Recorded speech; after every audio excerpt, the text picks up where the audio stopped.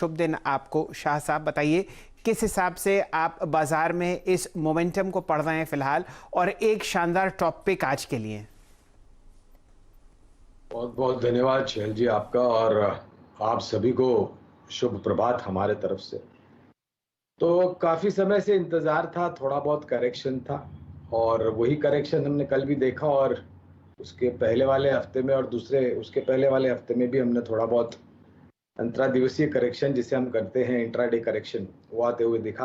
कल हालांकि शुरुआत थोड़ी बहुत गहरी हुई थी लाल निशान के साथ, लेकिन जब बाजार बंद हुआ और दिन के भीतर भी अगर आप देखने जाए तो रिकवरी बखूबी थी। कहने का तात्पर्य ये है कि समझदार और सुलझे हुए निवेशक हर एक मोड़ पर नीचे के तरफ जब करेक्शन आता है, बिकवाली आती है, तो वो खरीदारी करने आ जाते हैं।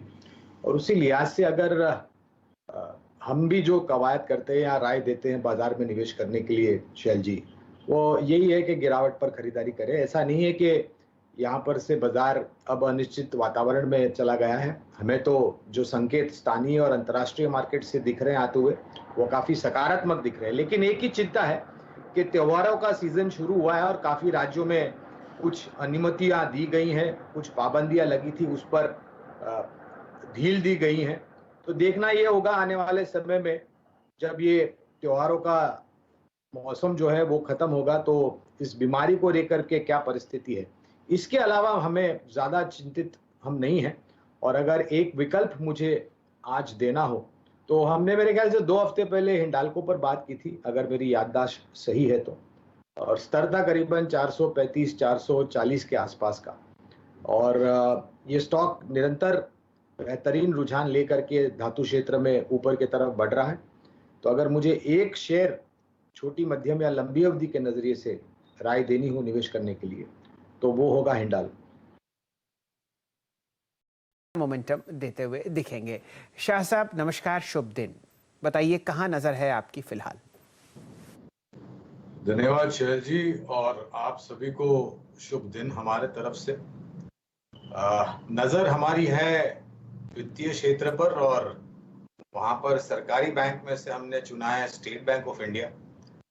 पिछली बार नजर पड़ी थी तो करीबन 440 के आसपास मेरे ख्याल से इसके दाम चल रहे थे।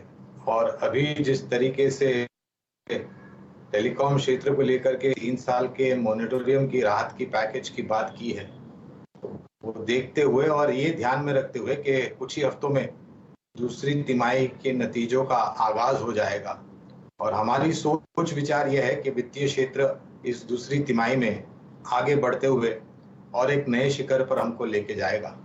उसी सोच के आधार पर सरकारी बैंक में से हमने स्टेट बैंक ऑफ इंडिया को पसंद किया है, और बहुत ही छोटी या मध्यम अवधि में 480 का लक्ष्य हमने निर्धारित किया है। और थोड़ी बहुत समय सीमा की पाबंदी नहीं है, और थोड़ा समय और दे सकते हैं तो ये 520 तक भी जाता हुआ नजर आएगा। 72 रुपए का प्राइस।